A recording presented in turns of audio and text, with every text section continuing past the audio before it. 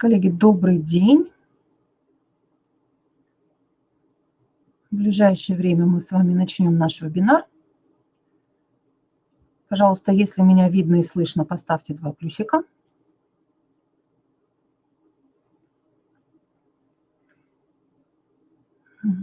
Спасибо. Мы рады приветствовать всех, кто сегодня собрался на наш вебинар. Вижу уже знакомые фамилии, имена. Все хорошо, замечательно. И, коллеги, сегодня мы с вами поговорим о том, как мы с вами можем использовать в дистанционном обучении приемы технологий развития критического мышления. Хочу начать сразу с одного из приемов этой технологии. Сейчас я в чат скину ссылочку на один файл и расскажу, что мы с ним будем делать.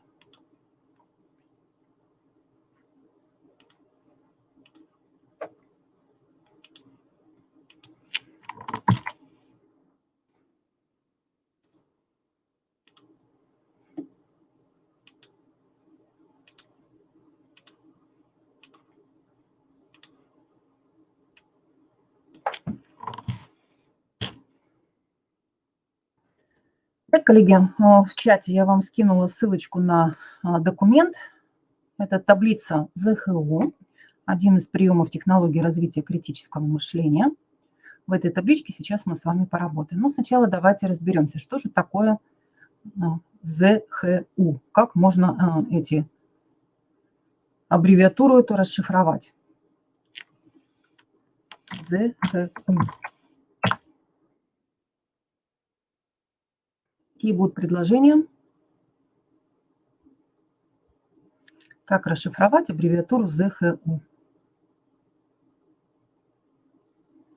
Что значит З, что значит Х, что значит У?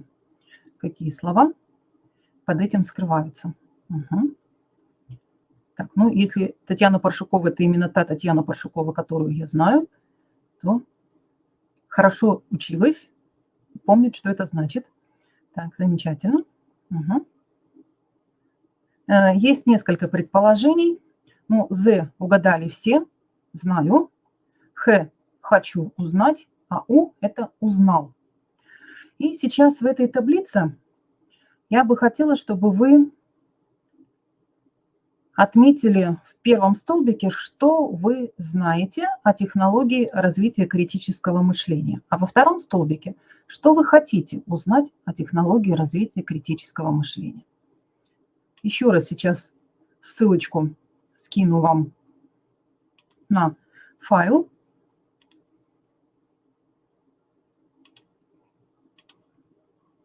С которым мы сейчас с вами работаем, и переключу рабочий стол на документ, с которым мы работаем.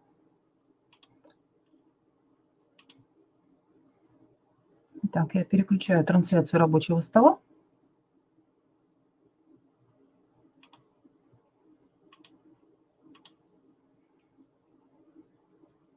на наш документ. Итак, коллеги, в эту таблицу сейчас мы с вами должны писать в первом столбике, что вы знаете о технологии развития критического мышления. Если что-то знаете. Если ничего не знаете, можете написать, что не знаете. А во втором столбике обозначить, что вы хотите узнать о технологии развития критического мышления. Угу. Так, я вижу, что у нас 48 человек присоединились к нашему документу. Так, кто-то отмечает, что не знает, что это такое. Так, кто-то пишет, что это современная технология. Угу. И, соответственно, хотим узнать, что это такое, каковы ее приемы. Коллеги, постарайтесь в табличку вписываться, иначе непонятно, какому столбику вы там пишете что-то.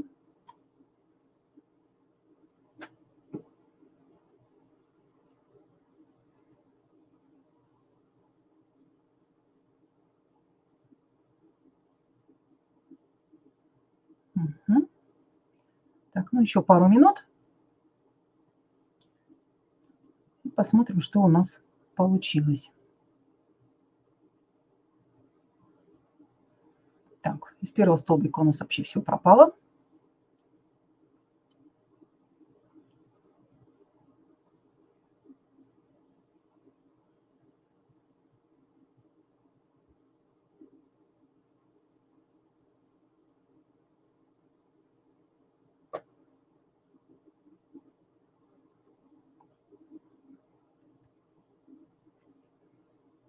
Мгм. Так, третий столбик мы пока не заполняем.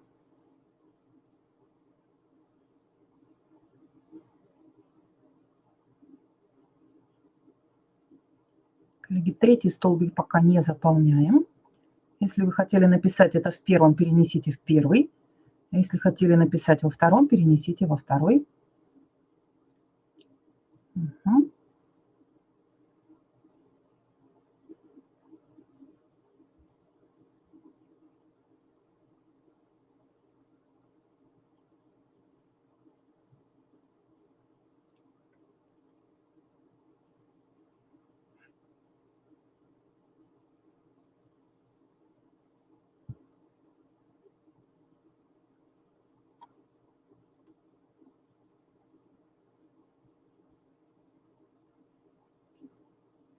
Мгм. Коллеги, сейчас мы с вами работаем в Google документе, к которому я открыла доступ для редактирования. Сейчас я доступ закрою.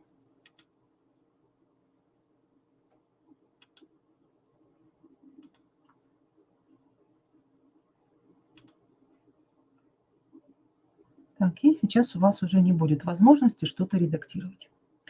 Итак, у нас постоянно менялось содержание нашей таблицы, но мы с вами уловили, да, что кто-то ничего не знает, кто-то знает, что это педагогическая технология, в которой можно организовывать групповую работу. Сейчас мы видим, есть некоторые приемы этой технологии, записанные в первом столбике.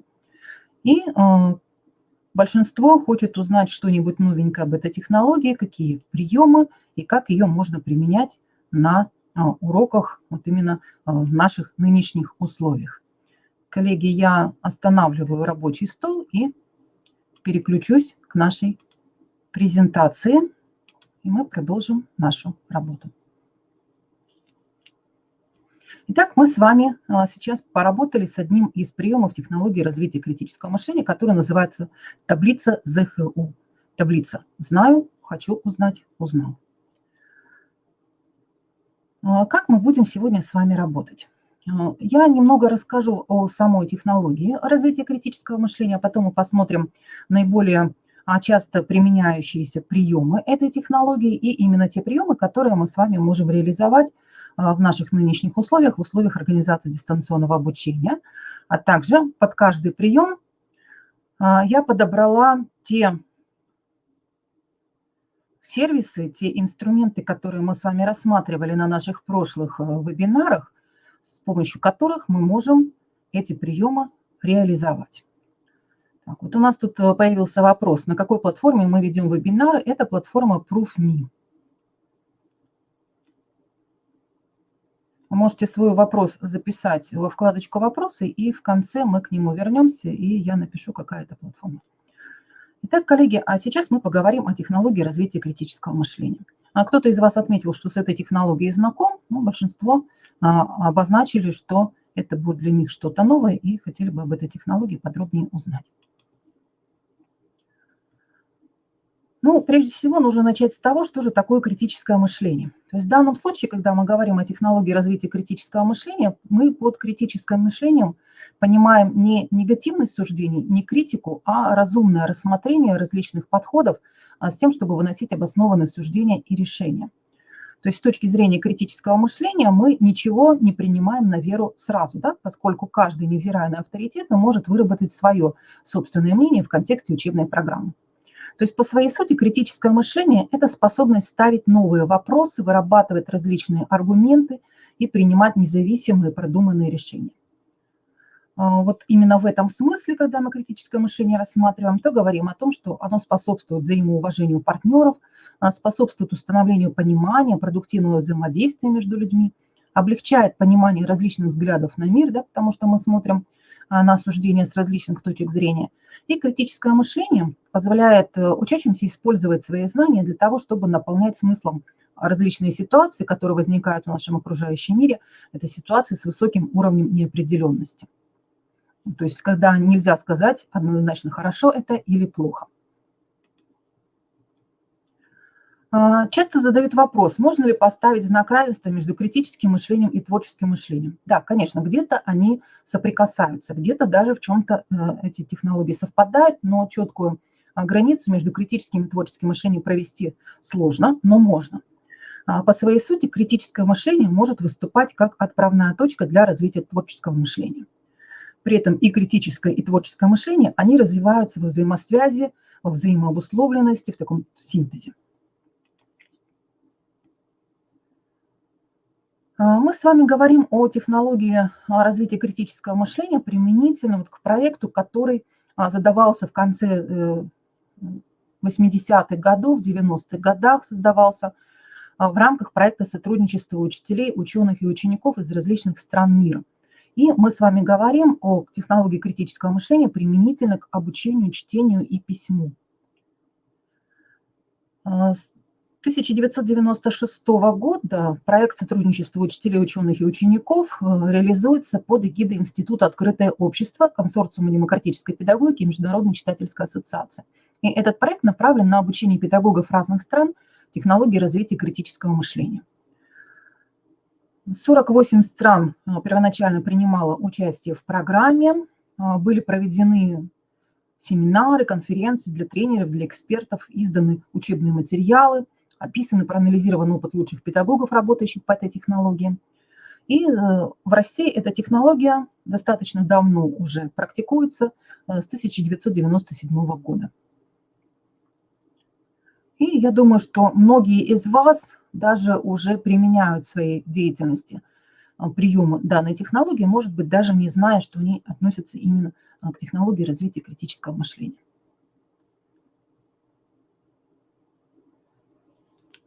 Одна из основоположников этой технологии, Дайана Халперн, выделила следующие качества, которые необходимы для критического мыслителя. Вы можете себя тоже оценить, есть у вас такие качества или нет.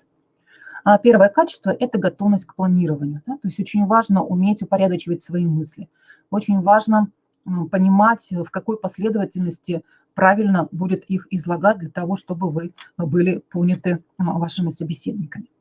Второе качество – это гибкость. То есть мы можем подождать с вынесением окончательного суждения, пока не будем обладать разнообразной информацией. То есть нужно рассмотреть различные точки зрения и уже потом высказывать свое суждение. А если человек не готов воспринимать идеи других, то он сам никогда не сможет стать генератором идей и мыслей, да, то есть создавать какие-то новые идеи и мысли. Третье очень важное качество – это настойчивость. Поскольку, вырабатывая настойчивость напряжения ума, мы обязательно добиваемся гораздо лучших результатов в обучении. Еще одно важное качество – это готовность исправлять свои ошибки. То есть человек, который критически мыслит, он не оправдывает свои неправильные решения, а он делает правильные выводы, то есть ошибка используется для продолжения обучения. Следующее качество – это осознание, предполагает умение наблюдать за собой в процессе мыслительной деятельности, отслеживать ход рассуждений. Да? То есть мы сами про себя думаем, почему вот я сейчас делаю такой ход мысли, почему я возвращаюсь к такой-то мысли обратно и так далее. Да? И еще одно важное качество критического мыслителя – это поиск компромиссных решений. Очень важно, чтобы те решения, которые мы принимаем, они могли быть восприняты другими людьми. Иначе эти решения так и останутся на уровне высказывания.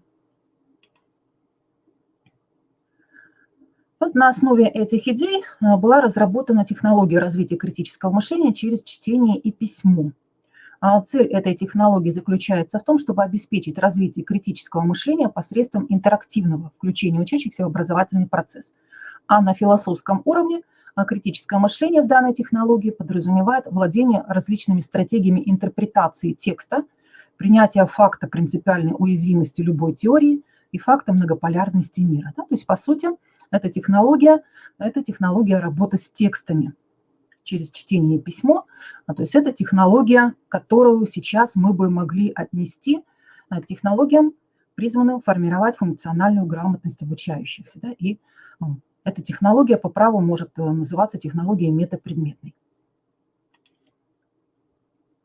Технологической основой технологии развития критического мышления через чтение и письмо выступает базовая модель 3 стадий. 3 стадии в технологии. Стадия вызова или фаза вызова, стадия реализации осмысления и стадия рефлексии или размышления. И вот именно эта базовая модель 3 стадий позволяет помочь ребятам самим определять цель обучения, осуществлять активный поиск информации и размышлять о том, что они узнали. Если мы будем рассматривать технологию с методической точки зрения, то мы говорим о том, что технология представляет собой систему приемов и стратегий учебной работы по различным видам учебной деятельности, независимо от конкретного содержания. То есть даже несмотря на то, что технология называется «развитие критического мышления через чтение и письмо», мы можем применить приемы и стратегии этой технологии для любого предметного содержания. И действительно вы в этом сейчас убедитесь. Базовая модель вот этой 3 стадий, она задает не только определенную логику построения урока, но и последовательность и способы сочетания конкретных методических приемов. На данной схеме обозначены функции 3 фаз технологии развития критического мышления.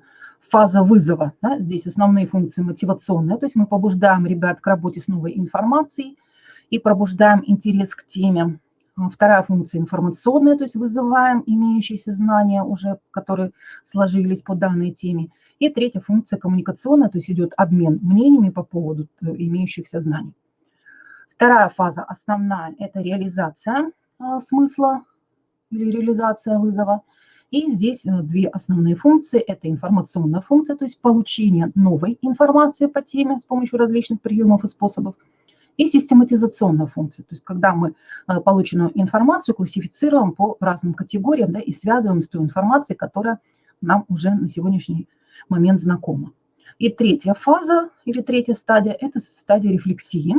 Здесь несколько функций включаются. Коммуникационная – это идет обмен идеями, что же мы узнали, да, как это связано с тем, что мы уже знаем. Вторая функция – информационная, то есть приобретение знания, да, в ходе коммуникации.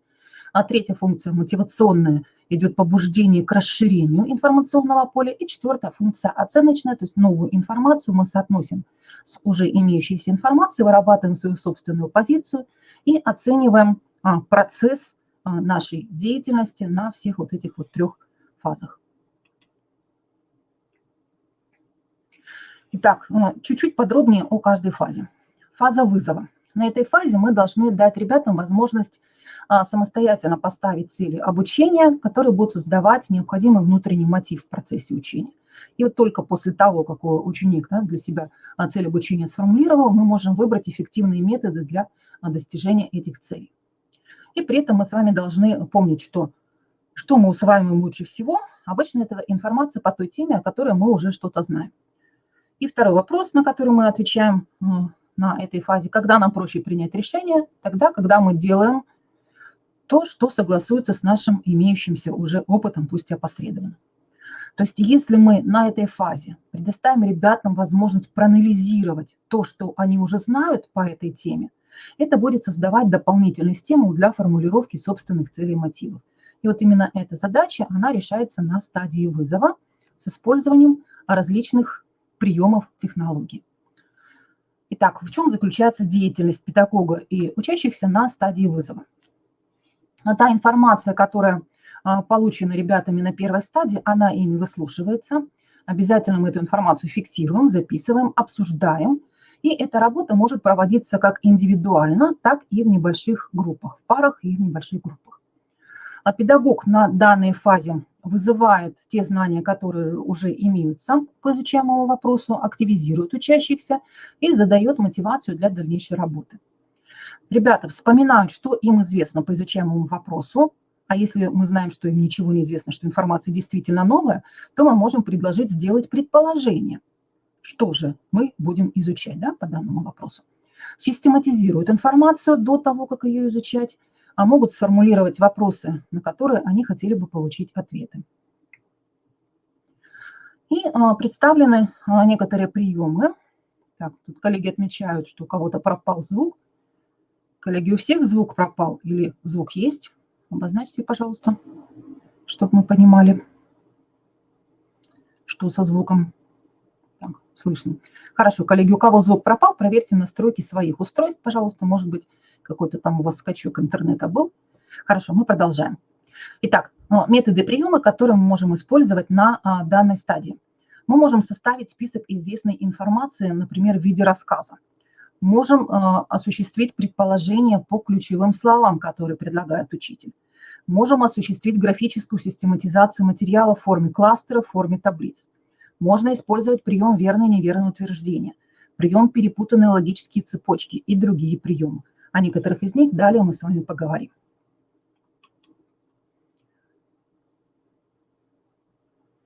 Вторая фаза – это фаза осмысления содержания или фаза реализации замысла. То есть, по сути, это смысловая стадия. Но, конечно, на тех уроках, где изучается новый материал, именно эта фаза занимает наибольшее время, и чаще всего мы знакомимся с новой информацией в процессе нашего собственного ее изложения, да, в процессе рассказа учителя. Реже это происходит в процессе чтения или просмотра материалов на видео или на экране компьютера в обычной нашей с вами жизни. Да? Но сейчас все изменилось, и как раз сейчас есть все условия для того, чтобы использовать эти замечательные приемы, этой технологии, когда ребята самостоятельно работают с различными текстами на экране монитора, который мы им предлагаем, либо с текстами в книгах и учебниках. На большинстве занятий, так, сейчас, это у нас был слайд, непосредственный контакт с новой информацией осуществляется на стадии осмысления. То есть это может быть информация в виде текста в учебнике, да, либо на экране. Это может быть работа с фильмом, это может быть слушание лекций, это может быть изучение материала параграфа в учебнике.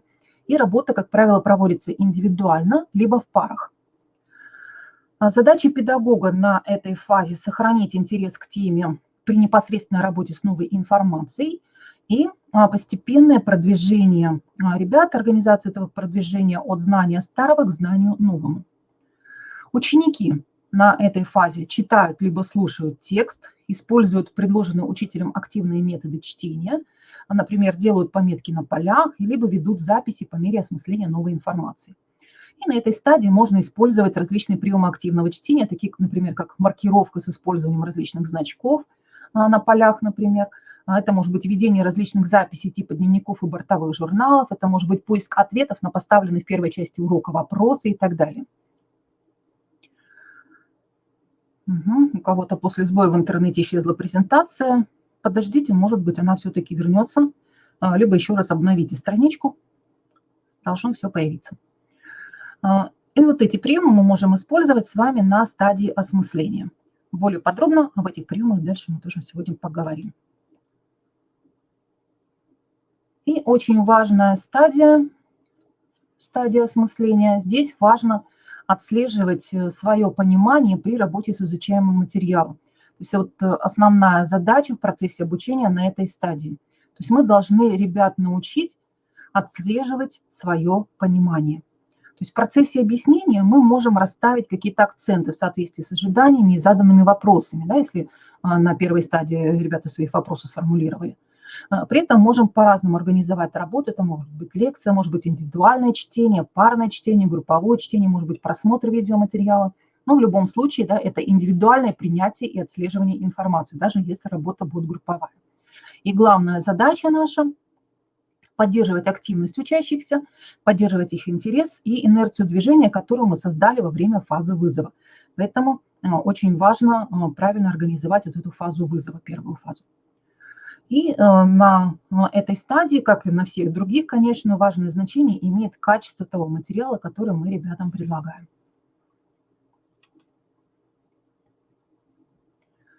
На стадии осмысления ребята осуществляют контакт с новой информацией, пытаются сопоставить эту информацию с тем, что они уже знают и умеют со своими знаниями и опытом. Они акцентируют свое внимание на поиске ответов на те вопросы, которые возникли у них ранее, обращают внимание на неясности, пытаясь поставить новые вопросы.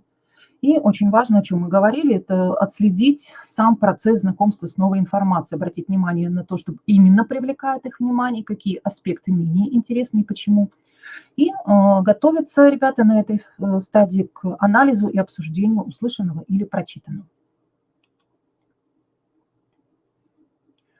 Так, и третья фаза, фаза рефлексии. На этой фазе та информация, которая была для ребят новой, она становится уже присвоенной, превращается в собственные знания. Здесь осуществляется рефлексивный анализ и оценка. Она пронизывает, конечно, все этапы работы, все три фазы, да, но тем не менее именно на стадии рефлексии она приобретает уже несколько иные формы и функции, нежели на стадии вызова и на стадии реализации. То есть здесь рефлексия процесса становится основной целью деятельности ребят и учителя. Основные задачи деятельности педагога – это вернуть учащихся к первоначальным записям, предположениям, которые были высказаны на фазе вызова, внести изменения и дополнения уже с новых позиций, дать творческие, исследовательские или практические задания на основе изученной информации. Ребята при этом соотносят новую информацию со старой, используя знания, полученные на стадии осмысления. И здесь очень много разнообразных приемов мы с вами можем использовать. Это заполнение кластеров, таблиц, установление причинно-следственных связей между информационными блоками. Если мы использовали ключевые слова на стадии вызова, либо верное и неверное утверждение, то мы к ним здесь можем вернуться и еще раз проверить свои предположения. Получаем ответы на поставленные вопросы, формулируем их, организуем, например, устные и письменные круглые столы, организуем различные виды дискуссий, написание творческих работ, исследования по отдельным вопросам, темы и так далее. То есть самые разнообразные приемы здесь мы можем использовать.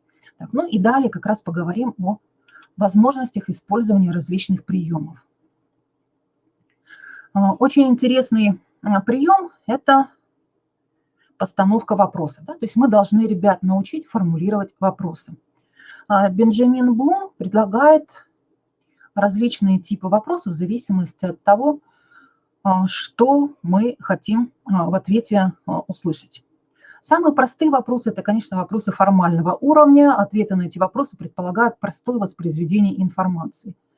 Такие вопросы, они характерны для устной проверки знаний на зачете или экзамене. И, конечно же, такие вопросы, они никак не стимулируют развитие навыков критического мышления, они только тренируют нашу с вами память. Второй тип вопросов – это вопросы на перевод. Это вопросы уже посложнее, поскольку они предполагают трансформацию информации в других образах. То есть, допустим, если ответ подразумевает формулировку услышанной или прочитанной информации, то это необходимо осуществить своими словами и соотнести новую информацию с уже знакомыми образами. Третий тип вопросов – это вопросы на интерпретацию. Они позволяют прояснить понимание взаимосвязи между идеями, фактами и определенными ценностями. То есть эти вопросы, которые начинаются со слова «почему». Почему вы считаете, что события должны развиваться следующим образом? Какова причина этих событий? Именно эти вопросы являются ключевыми, поскольку они стимулируют мыслительную деятельность. Вопросы на интерпретацию. Следующий тип вопросов – это вопросы на применение. То есть именно эти вопросы помогают перенести полученные знания на новые учебные условия и на решение проблем. Эти вопросы сложны, потому что подразумевают нестандартные ответы и поиск решений. Следующий тип вопросов – это вопросы на анализ. Такие вопросы требуют прояснения причин и следствий и планирования. Например, вопрос, да, какие этапы можно выделить для решения данной проблемы. Шестой тип вопросов – это вопросы на синтез. Это вопросы, которые связаны с творческим решением проблем на основе оригинального мышления. И, как правило, для них недостаточно имеющейся информации. Например, вопрос, как иначе можно рассмотреть эти обстоятельства, чтобы избежать тех проблем, которые сейчас стоят перед нами. И, наконец, седьмой тип вопросов, которые выделяет Бенджамин Блум, это вопросы на оценку. Эти вопросы требуют вынесения собственных суждений о рабочей информации или собственном ее видении. Если бы у нас было больше времени, мы могли с вами сейчас потренироваться в формулировании подобных вопросов, но я думаю, что с этим вы справитесь самостоятельно. Итак, какие же стратегии и приемы мы можем использовать в технологии развития критического мышления через чтение и письмо? Самые разные стратегии. Использование этих стратегий, по мнению разработчика, будет способствовать развитию вышеперечисленных компетенций, но при этом нужно помнить, что приемы нельзя рассматривать изолированно друг от друга, поскольку в процессе работы в режиме конкретного занятия они взаимосвязаны между собой и взаимообусловлены. Ну и, конечно, существует возможность варьирования приемов в зависимости от поставленных целей, в зависимости от того, готовы ли ребята работать с этими приемами, и в зависимости от изменения ситуации в процессе обучения. Ну, сегодня мы сказали, что в зависимости от тех условий, в которые сейчас мы с вами попали, да, в зависимости от того, можно ли их в дистанционном обучении реализовать. Итак, первый прием – это прием ключевые слова. На стадии вызова учитель может определить ключевые слова, темы, по которым предложить ребятам придумать рассказ или расставить их в определенной последовательности. То есть это делаем мы в начале урока на стадии вызова. Да. Можно использовать такие сервисы. На желтом поле выделены сервисы и инструменты, которые мы с вами можем использовать. Можно использовать ребус, да, можно использовать интерактивный лист, который мы рассматриваем, можно использовать возможности Google рисунков и так далее. Да. И затем на стадии, на второй, ребята ищут подтверждение своим словам на стадии осмысления, да, и на третьей стадии возвращаются к ним для того, чтобы проверить свои предположения. Действительно ли этот рассказ может быть правдоподобным, либо ребята не о том составили свои предположения. Интересный прием – это тонкие и толстые вопросы. Этот прием универсальный, может быть использован на любой из трех фаз урока и на стадии вызова. Это вопросы, например, до изучения темы, которые формулирует учитель, либо ребята формулируют, исходя из наименования темы. На стадии осмысления это как способ активной фиксации вопросов по ходу чтения и слушания, и при размышлении на третьей стадии эти вопросы могут использоваться для демонстрации понимания пройденного. А тонкие и толстые вопросы могут быть оформлены в виде таблицы. В правой колонке таблицы это вопросы тонкие, которые требуют односложного ответа. Кто, что, когда, может, будет, могу ли, как звать, было ли, согласны ли вы, верно ли. А в левой колонке это вопросы, которые требуют подробного развернутого ответа, то есть толстые вопросы. Например, дайте 3 объяснения почему. Объясните почему. Почему вы думаете, что, почему вы считаете, что, в чем различие между тем и тем. Предположите, что будет, если, что если и так далее. Мы можем использовать для реализации данного методического приема те сервисы и инструменты, которые позволяют нам создавать опросы, тесты, да, например, вот сервисы Quizzes, Quizlet, MyQuiz. Можно также использовать и из сервиса Learning Apps интерактивные задания, и также можно использовать Google формы для того, чтобы эти вопросы для ребят сформулировать, либо дать им возможность самим эти вопросы сформулировать. Следующий прием – прием графической систематизации информации – это кластеры. Наверняка многие из вас этот прием используют. Этот прием предполагает, что мы выделяем смысловые единицы текста и затем оформляем их графически в определенном порядке. Да? То есть, по сути, как модель Солнечной системы у нас получается. Да? В центре ключевое понятие, как звезда, дальше идут планеты, их спутники. Планеты – это крупные смысловые единицы, мы их соединяем прямой линией со звездой, у каждой планеты свои спутники, у спутников свои и так далее. Да? То есть такой прием помогает ребятам, если во время письменной работы исчерпывается запас их мыслей. И если мы по одной и той же теме, по разным ее аспектам составляем кластеры, то вот такая система кластеров, она позволяет охватить большее количество информации, чем мы могли бы получить при обычной письменной работе. Этот прием мы также можем использовать на различных стадиях нашей технологии. На стадии вызова можно использовать при систематизации информации до знакомства с основным источником в виде вопросов или заголовков смысловых блоков. И тем самым ребята выходят на собственное целеполагание. И эти заголовки смысловых блоков мы располагаем вокруг основной темы. Да, то есть можем высказывать свои предположения и фиксировать их в виде вот этих вот кластеров в виде гроздей. А на стадии осмысления, по ходу работы с текстом, мы вносим исправления и дополнения в наши кластеры, созданные на фазе вызова.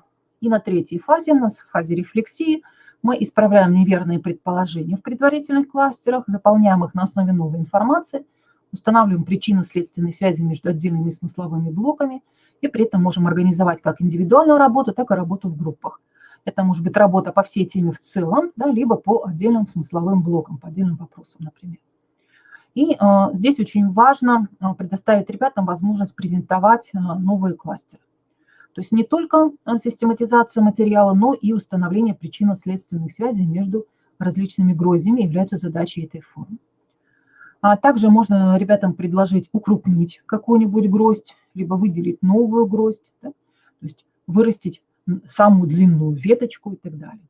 И здесь мы можем использовать те сервисы, которые позволяют нам формировать карты памяти, карты знаний, да, такие сервисы, как Миндома, Мидмастер, Bubble.us.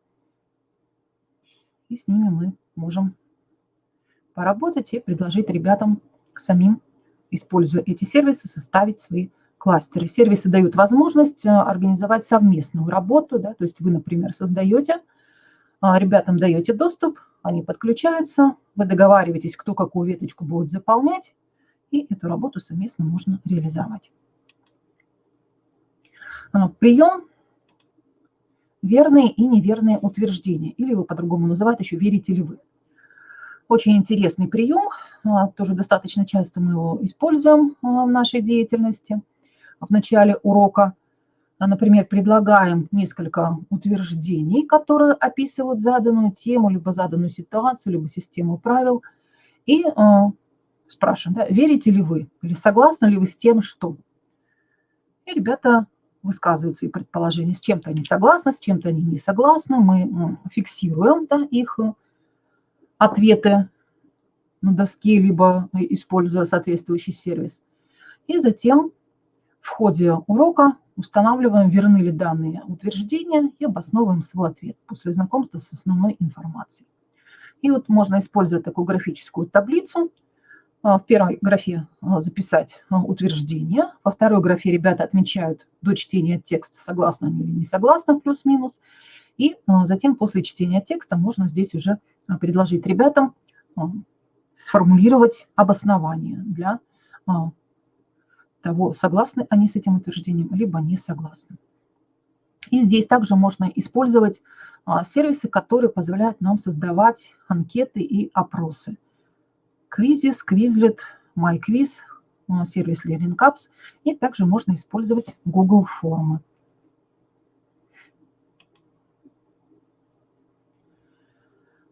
Далее, очень интересный прием, несколько трудоемкий, но тем не менее он хорошо помогает, когда мы работаем с большими текстами. Прием называется insert. Вот в табличке в первой графе дана расшифровка на английском языке, да, что означает каждая буква в названии этого приема. Ну и во втором столбце, как по-русски можно выразить, это самоактивизирующая системная разметка для эффективного чтения и размышления. Во время чтения текста мы просим ребят делать на полях пометки, а после прочтения текста заполнить таблицу, где эти значки будут становиться заголовками граф таблицы. Таблица на следующем слайде у нас появится. И можно предложить различные варианты пометок. Например, можно использовать только два значка, плюсик и галочка. Галочка означает, что я это уже знал, да, а плюсик – это что-то новое. Можно использовать три значка, плюсик, галочка и вопрос. Вопрос, значит, не понял, и у меня есть вопросы. Либо использовать все четыре значка. Плюсик – это что-то новое, да, галочка – это я уже знал, минус – я думал иначе, и вопрос – не понял, и есть вопросы. И прочитав один раз, предлагаем ребятам вернуться к своим первоначальным предположениям, вспомнить, что знали или предполагали по этой теме раньше, и, возможно, количество этих значков у нас на полях будет увеличиться. Да? Можно использовать этот прием при работе в Google документах. Да? Вы создаете текстовый файл в Google документах и открываете доступ ребятам к этим Google документам. Можем для каждого свой доступ открыть. И ребята делают соответствующие пометки рядом с абзацами текста, и вы можете эти пометочки увидеть.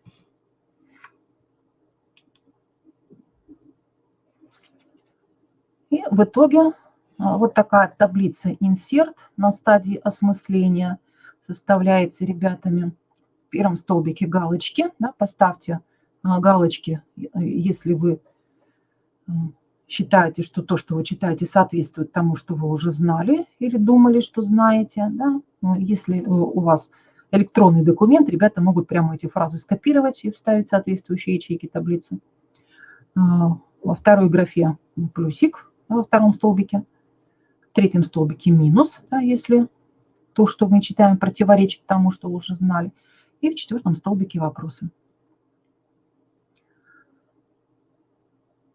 И вот таким образом обеспечивается вдумчивое, внимательное чтение.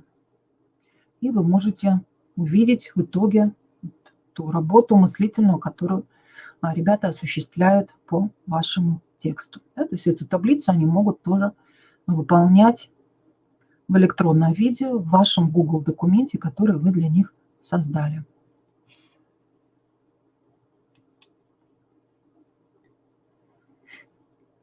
Очень интересный прием – понятийно-терминологическая карта.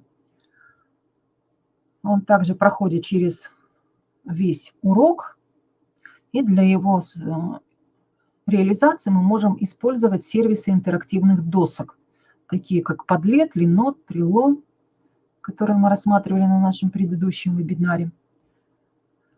Этот прием, понятийно-терминологическая карта, используется на стадии осмысления для систематизации знаний при изучении различных понятий.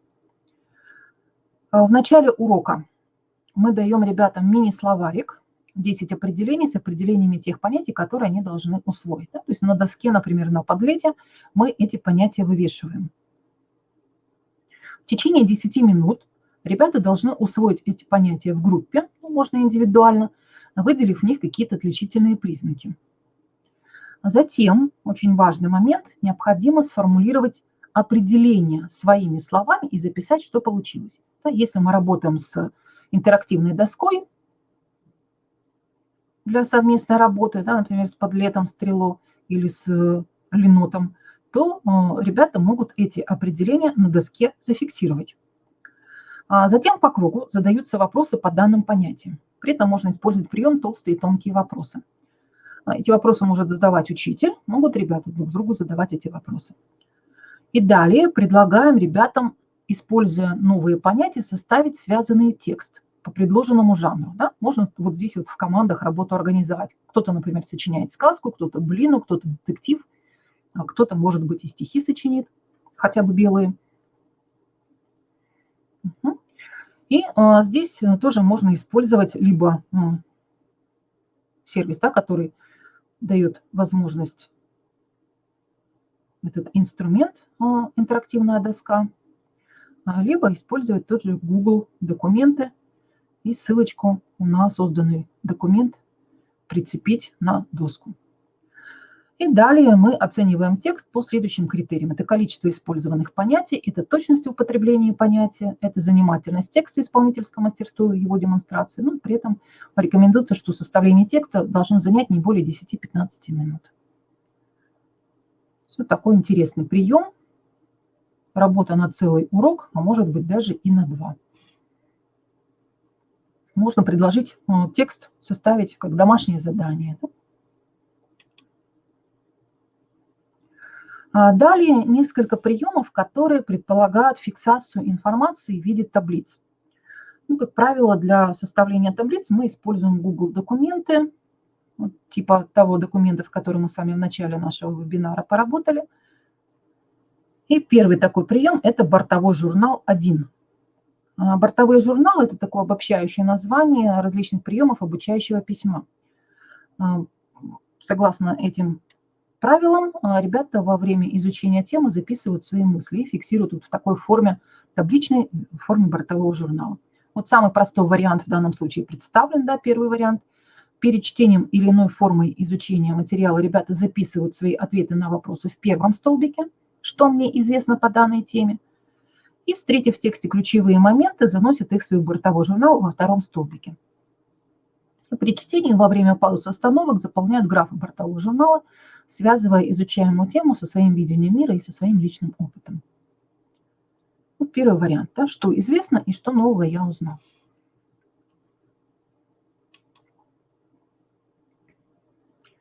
Второй вариант бортового журнала, он может быть использован на нескольких стадиях урока. Также через Google документы можно его реализовать. На смысловой стадии работа может быть организована так. Да? Например, это может быть работа в парах, когда один ребенок работает со списком в графе «Предположения» и ставит знаки плюс и минус в зависимости от правильности предположений, а второй записывает только новую информацию. При этом каждый работает индивидуально. И затем на стадии рефлексии идет предварительное подведение итогов. Ребята сопоставляют две части бортового журнала, суммируют информацию, записывают ее и готовятся к обсуждению в классе. То есть можно работать индивидуально, можно работать в парах. И затем переходят к следующей части текста. Итоговая рефлексия может стать выходом на новое задание.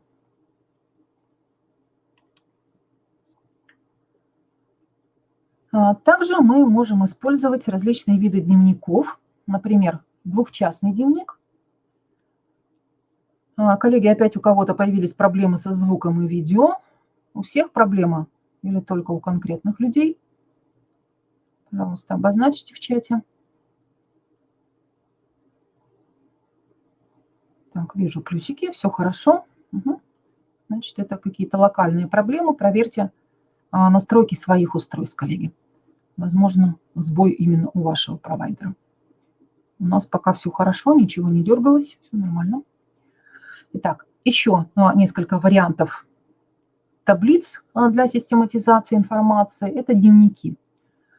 Вот на данном слайде представлен двухчастный дневник, состоящий из двух частей.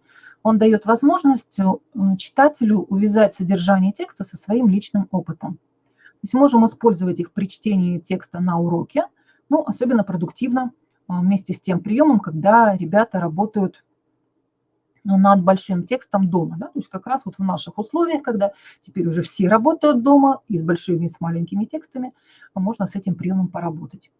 В данном дневнике две части, поэтому двухчастный. Да, в первом столбике, в левой части, записываются те моменты из текста, которые произвели наибольшее впечатление, которые вызвали какие-то у ребенка воспоминания, ассоциации, которые связаны с его собственной жизнью, или, например, то, что его озадачило, вызвало протест, восторг, удивление. А во вторую графу ребенок записывает комментарий, почему именно эта цитата привлекла его внимание, что заставило его именно ее записать. А затем на стадии рефлексии ребята возвращаются к работе с дневниками, и с их помощью разбирается текст. Ребята делятся замечаниями, которые они сделали к каждой странице. Да, вот здесь, когда вы совместное обсуждение уже организуете, можно ребятам предоставить такую возможность. Тоже можно через Google документы такой прием реализовать. Наталья, обновите свою страничку, свой браузер. Все должно работать. И еще один вариант дневников – это трехчастные дневники. Несколько вариантов тоже может быть. Например, вот первый вариант, он имеет третью графу «Письма к учителю», то есть вопросы к учителю. И здесь можно работать не только с текстом, но и проводить диалог с учителем по поводу прочитанного. То есть если ребенок создает трехчастный дневник сам, да, через Google документы и дает учителю доступ к нему для редактирования этого дневника, учитель может еще и дать ответы на те вопросы, которые ребенок здесь записал в этом дневнике. Ну, конечно, если этот дневник будет служить для более вдумчивого, длительного чтения, то здесь может быть вот следующая форма предложена, да, нижняя табличка. В первом столбике цитаты, во втором комментарий, почему цитата привлекла ваше внимание, либо вопросы. И в третьем столбике через какое-то время, когда ребенок возвращается к этому тексту, он пишет комментарии по прошествии некоторого времени, то есть сам формулирует ответы на свои вопросы. Тоже вот такая вот интересная форма. Можно рекомендовать ребятам при подготовке к государственной итоговой аттестации, да, когда мы работаем с большими объемами текстов.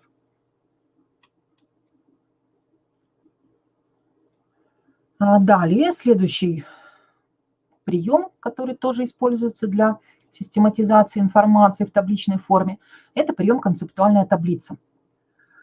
Этот прием мы используем, когда необходимо сравнивать 3 и более аспекта или 3 и более вопроса.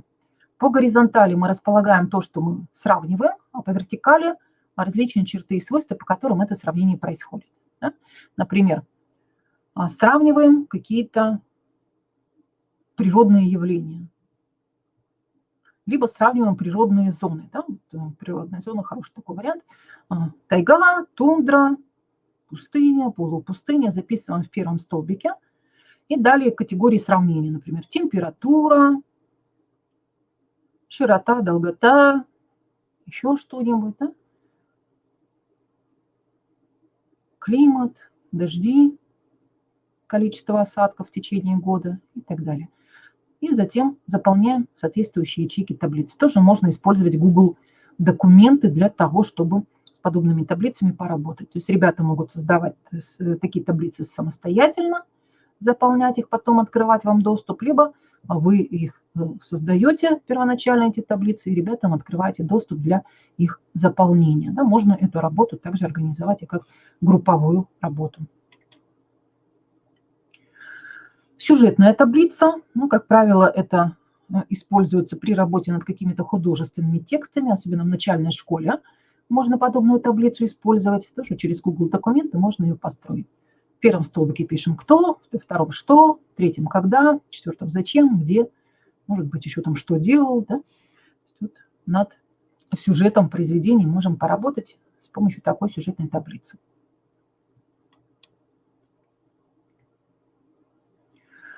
Интересный прием сводная таблица. Он тоже предназначен для сравнения, для описания и изучения большого количества информации. В центре у нас находятся линии сравнения, то есть те характеристики, по которым мы сравниваем различные явления, объекты и так далее. Эти линии сравнения ребята формулируют самостоятельно. И категории сравнения, тема 1, тема 2, тема 3, тема 4 и так далее, мы можем выделить как до чтения текста, так и после его прочтения. При этом они могут быть сформулированы как в форме понятий, так и в форме ключевых слов, в форме рисунка, в форме вопросов, восклицаний, цитат и так далее. Тоже такой интересный прием при работе с текстом, в котором нужно сравнить несколько различных объектов либо явлений. Тоже через Google документы можно его реализовать. Интересный прием плюс-минус интересно. Вот в технологии предлагается использовать его для выделения достоинств, недостатков и интересных каких-то фактов и мыслей. Мы чаще всего в нашей практике используем этот прием при оценке каких-то выполненных ребятами заданий, да, когда ребята выделяют плюсы выступления, например, кого-то, да, минусы, и интересно мы формулируем вместо «и интересно» изюминка. Да? То есть какая изюминка в данном выступлении прозвучала. Да? Например, готовили презентацию по какой-то теме, и мы ее оцениваем. Какие плюсы у нее есть, какие минусы, что можно еще порекомендовать, над чем еще нужно поработать. Да? И какая изюминка. Тоже можно через Google документы данный прием реализовать. Таблица ЗХУ. Вот мы с ней с вами в начале нашего занятия поработали через Google документы. Да? Мы заполнили первый столбик, что мы уже знаем, заполнили, попытались второй столбик. И третий столбик предполагается заполнять на стадии рефлексии. И кроме того, у этой таблицы есть еще резерв, вот эта вот нижняя часть, в которой мы можем обозначить категории информации, которыми мы намерены пользоваться, и источники информации.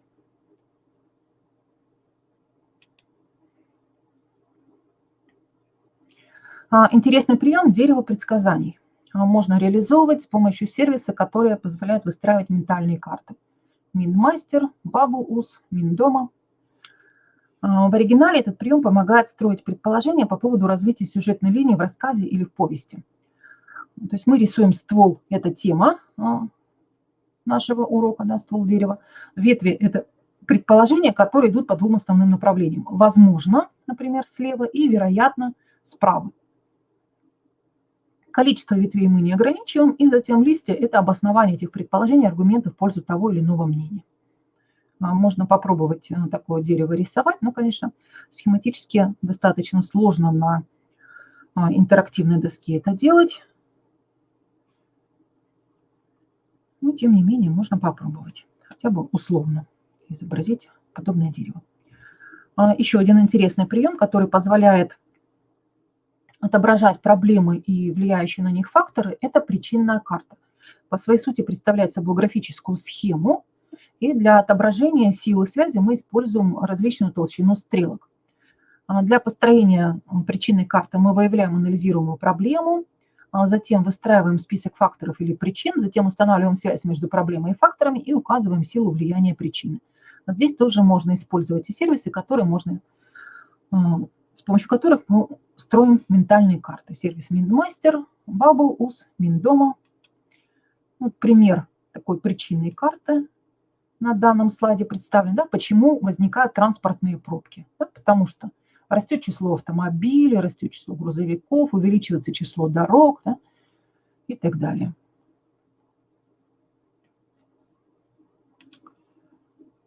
Еще один интересный прием – это прием визуального ранжирования. То есть это графический инструмент, который позволяет нам создавать списки, элементы которых выстроены, упорядочены в порядке убывания либо возрастания их значимости.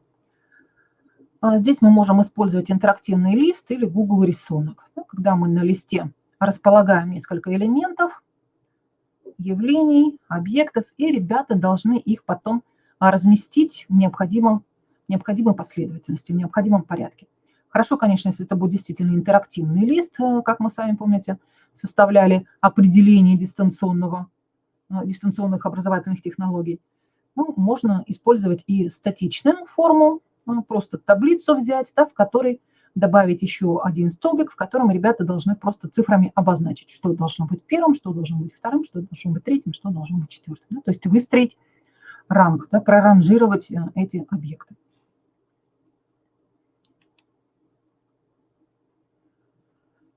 Для проведения рефлексии тоже существуют свои интересные приемы.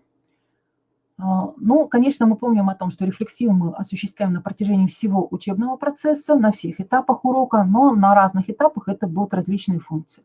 И в этот процесс вовлекаются как учащиеся, так и учитель. И в случае неучастия кого-либо из субъектов процесса обучения в процессе рефлексии, весь механизм рефлексии оказывается неэффективным, да, поэтому все должны в него включаться. При этом рефлексия может осуществляться либо в устной, либо в письменной форме. И если мы используем устную форму, она приобретает одно смысловое назначение. Если мы используем письменную форму, то другое смысловое назначение.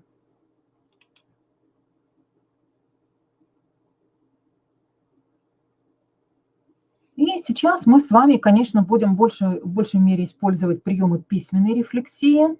Какие это могут быть приемы? Вот здесь некоторые представлены. Например, эссе. Да? Эссе представляет собой произведение небольшое по объему, но оно раскрывает конкретную тему, имеет субъективную трактовку, свободную композицию, ориентацию на разговорную речь, склонность к парадоксам. Да? То есть мы можем предложить ребятам по изучению какого-то параграфа, да, по изучению какой-то темы, предложить написать свое эссе. Вот в качестве домашнего задания вам работа такая может быть предложена. Бортовой журнал. Мы смотрели разные формы бортовых журналов и дневников, да, для фиксации с помощью ключевых слов, с помощью графических моделей, вопросов. Дневники могут быть обычные, могут быть дневники в виде художественных альбомов и так далее. А также это может быть письменное интервью в виде вопросов и ответов. Мы, например, используем такой вариант, когда у меня студенты анализируют статьи, да, методического характера. Они берут за основу статью и составляют интервью с автором этой статьи, используя вот те 7 типов вопросов, которые мы вначале рассматривали, да, по Блуму. 7 типов вопросов Блума. Вопросы на интерпретацию, вопросы на оценку, на анализ, на синтез. И выстраивается вот такое интервью с автором статьи. Да? Вопрос и ответ, вопрос и ответ. Это очень интересный прием, который можно использовать со старшеклассниками. Ну и это разнообразные стихотворные формы. Например, синквейн. Вот сейчас мы с вами попробуем написать синквейн о дистанционном обучении. Что такое синквейн? Наверняка многие из вас уже слышали об этом, даже, наверное, использовали. Слово «синквин» происходит от французского слова «пять». То есть это такое, ну, условно скажем, стихотворение, состоящее из 5 строк. Строится оно по определенным правилам. В первой строчке тема называется одним словом, обычно это имя существительное. Во второй строчке идет описание темы в 2 словах. Это 2 прилагательных. Третья строчка – описание действия в рамках этой темы 3 словами. То есть, как правило, действие, да, с помощью глаголов, либо с помощью деепричастия обозначается. Четвертая строчка – это фраза из 4 слов, показывающая отношение к теме. И пятая – это последняя строка, синоним, ну, может быть, из одного, может быть, из 2 слов, который повторяет суть темы. Если не знакомы с этой схемой, пожалуйста, ее себе зафиксируйте. То есть первая строчка – название, обычно существительное. Одно, ну, может быть, 2 слова, да, какое-то устойчивое сочетание слов, может быть, даже и 3. Дистанционно-образовательные технологии. Из песни слова не выкинешь, да? Вторая строчка – это описание темы в 2 словах, 2 прилагательных. Третья строчка – действие, 3 глагола. Четвертая строчка – чувство или фраза из 4 слов, показывающая отношение к теме. Пятая строчка – синоним из 1 слова, который повторяет суть темы. Так, ну вот на следующем слайде у нас есть 2 примера подобных приемов. Каникулы. Долгожданные, но недолгие. Планируешь, предполагаешь, не успеваешь. Ну почему хорошие так быстротечно? И синоним – мгновение. Либо такой синквин. Учитель. Душевный, открытый, любящий, ищущий, думающий. Много идей, мало времени. Призвание. То есть вот такой синквин мы можем использовать для синтезирования сложной информации в качестве среза оценки понятийного словарного багажа учащихся. И при внешней простоте своей формы такой синквин является быстрым, но мощным инструментом для рефлексии. Так, коллеги, сейчас мы все-таки потренируемся с вами написать синквин. Я сейчас создам в Google документах для нас с вами место для нашего творчества. Переключаюсь на демонстрацию рабочего стола и ссылочку скину сейчас.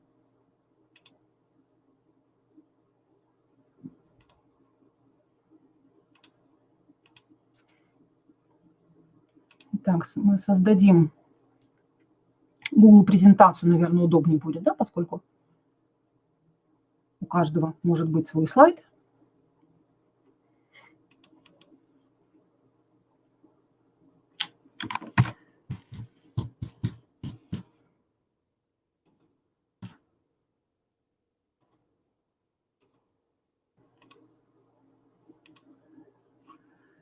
Итак, делаю настройки доступа.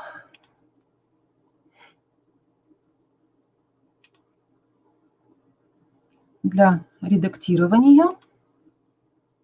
Редактировать могут все, у кого есть ссылка. И ссылочку ставлю вам в чат для того, чтобы вы потренировались работать с синквином.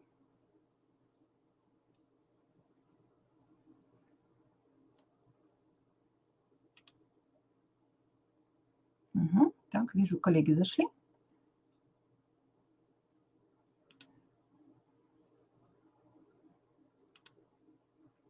Так, и я сейчас в окне нашего вебинара еще раз презентацию запущу со структурой, слайд со структурой покажу.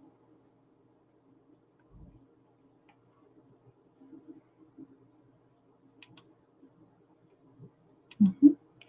Так, и пока вы творите синквин,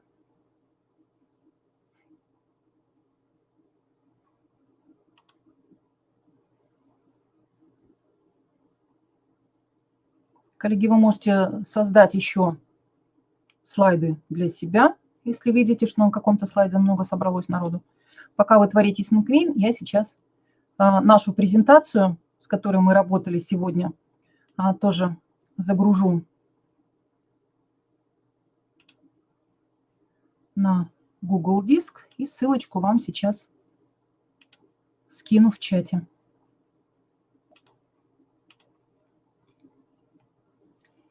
И она будет также загружена под видеозаписью нашего сегодняшнего вебинара. Тема Синквейна – дистанционное обучение, хотя можете выбрать любую тему. Нам сейчас важно потренироваться. Можете про коронавирус написать Синквейн, про самоизоляцию. Коллеги, если кто-то на одном слайде уже пишет, пожалуйста, не мешайте друг другу. Создайте для себя другой слайд. Возможности есть. Итак, у меня презентация загрузилась. Сейчас я ссылочку вам в чат дам на нашу презентацию по критическому мышлению.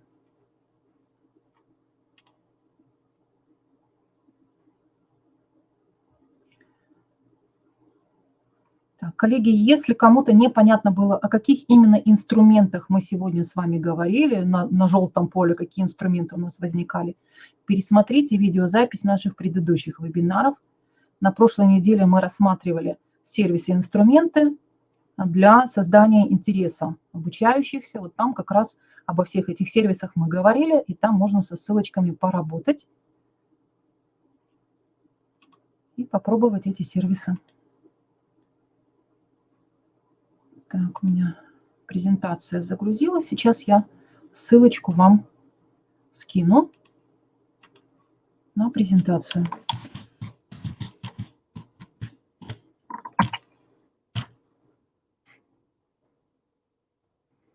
Так, коллеги, в чате ссылка на нашу презентацию. Да, конечно, для детей Синквейн очень интересен. В детском саду можно использовать, замечательно. Коллеги, вы можете еще в чате написать, кто уже какие-то приемы технологии развития критического мышления в своей работе использует, если вы над Синквейном не работаете в данный момент. Угу. Хорошо, у нас такое творчество идет на всех слайдах нашего Синквейна. Угу. Замечательно, молодцы, коллеги. Мне очень приятно с вами работать, вы такие активные. Он про коронавирус у нас тут. Коронавирус страшный и непонятный. Оставайтесь дома, и так мы точно победим ее, эту хворь. Угу. Девиз наш сегодняшний, да? Дистант обучающий, интересный, побуждающий к действию. Много вебинаров, мало времени. Необходимость. Здорово. Так. Угу. Остальные коллеги еще пока не завершили работу над своими Синквейнами.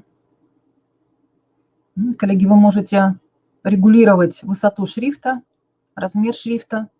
Вам доступна панель редактирования. Угу. Так. Коллеги используют толстые и тонкие вопросы, Синквейны, кластеры. Так, сейчас еще раз ссылочку на презентацию скину,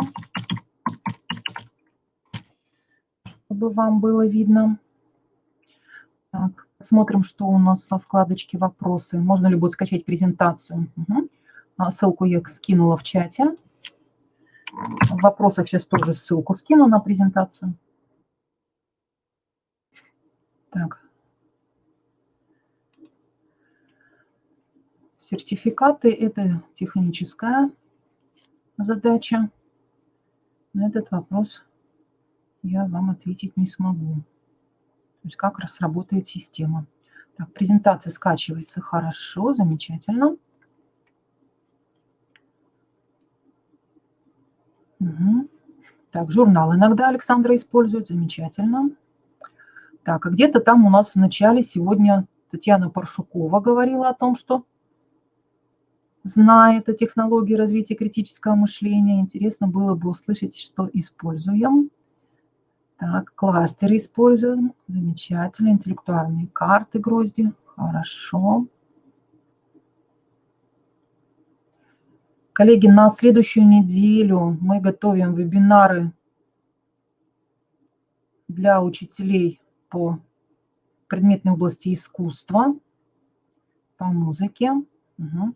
Так, вот у нас синквин здесь появился тоже. Дистант неожиданный, трудоемкий. Учим, проверяем, корректируем. Дистант объединил членов семьи. Альтернатива. Замечательно, Людмила. Так, и, коллеги, сейчас я переключу демонстрацию рабочего стола на нашу презентацию по синквейну. Посмотрим, что мы общими усилиями натворили. Там работа вроде бы уже завершается. Угу.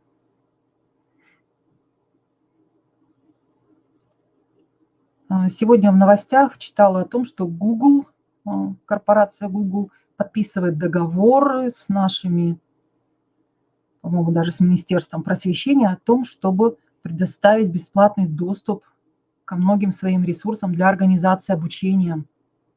Поэтому, возможно, еще какие-то новые возможности появятся. Угу. Так, на английском языке синквейн Маргарита использует и работу с текстом. Замечательно. Так, хорошо. Да, коллеги, мы с вами рассмотрели только совершенно небольшую долю приемов, которые в этой технологии используются. Но это самые простые для нашего использования с учетом нашей сегодняшней ситуации, да, и с использованием различных интернет-сервисов, чтобы мы могли их реализовать, чтобы ребята самостоятельно могли работать с текстами, и мы видели результаты их работы. Так, хорошо. Переключаю демонстрацию рабочего стола. Посмотрим, что получилось у коллег с синквейном. Угу. Дистанционное обучение. Сложное, новое. Учимся, пробуем. Был бы результат хорошим. Все получится, мы вместе. Угу. Радует настрой. Лягушка. Любопытная, смелая. Спрашивает, думает, летает. Хотела улететь на юг. Путешественница. Угу. Сразу понятно, о каком произведении идет речь. Да? Дистант. Многоликий. Вижу, слышу, пишу, отправляю, принимаю, не вижу, не слышу. Необходимый. Учеба. Так, хорошо. Мышление критическое, современное. Движет, развивает, помогает. Критическое мышление, современная технология. И особенно окончание здорово. Будем применять. Хорошо. Еще один дистант. Визуально интересный. Учит, побуждает, показывает. Своевременное, интересное занятие. Трансляция. Хорошо. Так, ну про коронавирус. Ага. Еще один синквейн про коронавирус. Страшный. Ну, 2 прилагательных должны быть, да? Нежданная болезнь, надо переждать. Всем здоровья и благ. Хорошо. Пожелания хорошие. Презентация. Интересная, обучающая. Создавать, разрабатывать, применять. Созданная презентация в помощь учителю. Помощник. Дистант. Время затратный, оригинальный. Смотрим, проверяем, обучаем. Дистант. Время затратный, обучает всех. Обучение. Ну, конечно, нежелательно, чтобы у нас повторялись какие-то слова по нескольку раз, но, тем не менее, идея очень замечательно реализована автором. Угу. Дистанционное обучение. Интересное, познавательное. Самосовершенствоваться, развиваться, думать. Необходимо дисциплинировать себя к действию. Хороший девиз. И самообразование, да, как синоним. Дождь. Холодный, мокрый. Ливневый, не теплый, но и неприятный. Сильный очень дождь. Коронавирус. Страшный, непонятный. Оставайтесь дома, и так мы точно победим ее, эту хворь. Этот коронавирус мы уже читали, да, оформление поменялось. Творчество автор проявляет. Дистант. Обучающий, интересный, побуждающий к действию. Много вебинаров, мало времени, необходимость. Так, тут что-то не получилось у кого-то. Семинар. Наверное, наш сегодняшний, да, полезный и интересный. Понимать, применять, учить. Без этого нельзя. Действительность. Так, коллеги, я благодарю всех, кто выразил свои идеи в виде синквейна. Угу. Так, вот некоторые приемы, да, достаточно сложные бывают для реализации. Вот Наталья нам пишет про самоизоляцию. Самоизоляция долгая, непонятная. Обучаемся, проверяем, читаем. Ждем с нетерпением окончания, испытания. Философско. Прием рафт, Светлана отмечает, не всегда получается, не так хорошо понятен, как синквейн. Ну, я рекомендую использовать то, что вам понятно, да, и то, что понятно ребятам. Потому что все они дают хороший развивающий эффект, да, и выполняют свои дидактические задачи, все эти приемы. Все зависит от того, как и на каком этапе урока мы их используем. Технология, в принципе, несложная, да, для того, кто понимает ее суть, и хорошо накладывается на наши с вами федеральные государственные образовательные стандарты, на системно-деятельностный подход. И действительно, для формирования функциональной грамотности, именно смыслового чтения, эти приемы мы можем очень хорошо использовать. Да? Поэтому применяйте их в своей практике. Тем более сейчас есть инструменты. Угу, Татьяна. Были проблемы с интернетом. Да, у кого этих проблем нет? Конечно, не все зависит от нас, но тем не менее стараемся делать все, чтобы помочь вам и нашим ребятам. Коллеги, следите, пожалуйста, тоже за нашей информацией на сайте. Сегодня мы разместили информацию о курсах повышения квалификации. Тоже мы сейчас их через дистанционную форму проводим. И также следите за новостями в нашей группе ВКонтакте. Вся наиболее свежая информация появляется там. Информация от наших партнеров.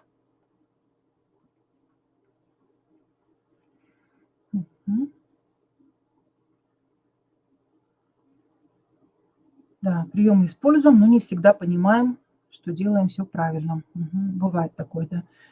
Потому что все-таки надо знать основы самой технологии и понимать, где и как нужно правильно использовать.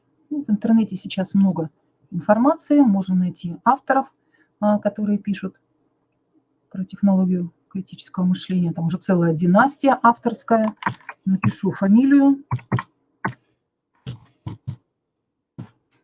Можете поискать. Заирбек. Здесь уже и папа, и дочка работают по проблеме развития критического мышления.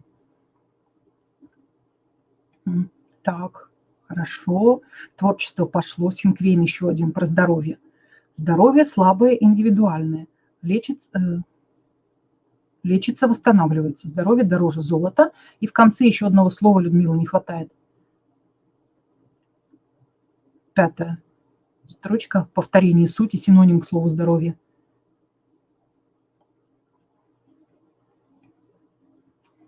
Так, посмотрим, появились ли еще вопросы. Вопросов больше нет. Человек. Здоровье. Хорошо. Так, коллеги, мы потренировались с вами. Счастье Эльвира предлагает. Замечательно. Потренировались мы с вами в наших синквейнах. Жизнь. Несколько человек сразу предлагают этот термин использовать в качестве последней строчки синонима к слову человек. Хорошо, коллеги, я вижу, что у вас все-таки тоже есть какая-то жажда профессионального общения. Вы рады встрече с нами, мы рады встрече с вами. Мозг поднапрягли. Так, замечательно, Ольга. Главное, чтобы вот те идеи, которые мы вам даем, чтобы вы могли их потом на практике применить. Да? Поэтому мы именно те сервисы и те ресурсы, те приемы рассматриваем, которые действительно могут быть воспроизводимы в наших нынешних условиях и которые не вызывают особых трудностей у педагогов, и, главное, они не вызывают особых трудностей у ребят. И интересны для всех. А главное, все сервисы, о которых мы говорим, бесплатные, да, или, по крайней мере, условно бесплатные, дают бесплатные возможности. На нашем сайте в ближайшее время будет наполнен новый подраздел в разделе методической поддержки дистанционного обучения. Сейчас ссылочку кину вам на раздел методической поддержки дистанционного обучения. Мы сейчас формируем по подготовке к государственной итоговой аттестации материалы для ребят, для учителей.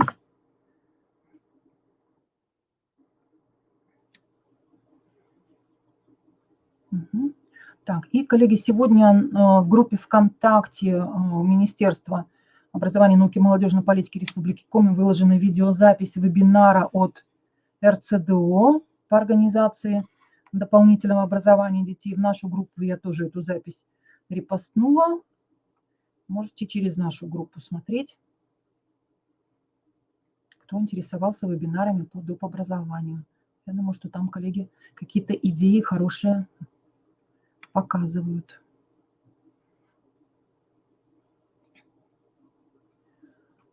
Тоже нашли интересные материалы по работе с детьми с ограниченными возможностями здоровья. На следующей неделе вебинар запланируем.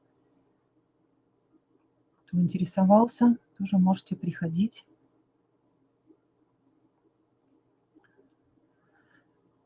Итак, коллеги, если вопросов у вас больше нет, то на этом мы нашу сегодняшнюю работу будем завершать. Желаю всем здоровья прежде всего, да?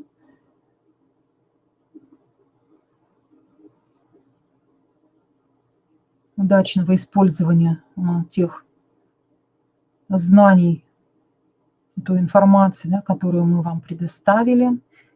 Осваивайте сервисы, осваивайте ресурсы.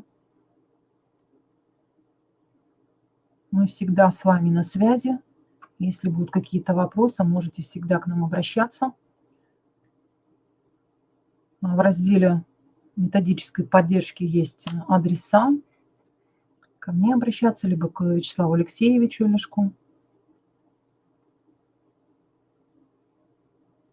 Да. Всем здоровья, бодрости и терпения. Презентация по ссылочке можно скачать. Сейчас еще раз кину в чат.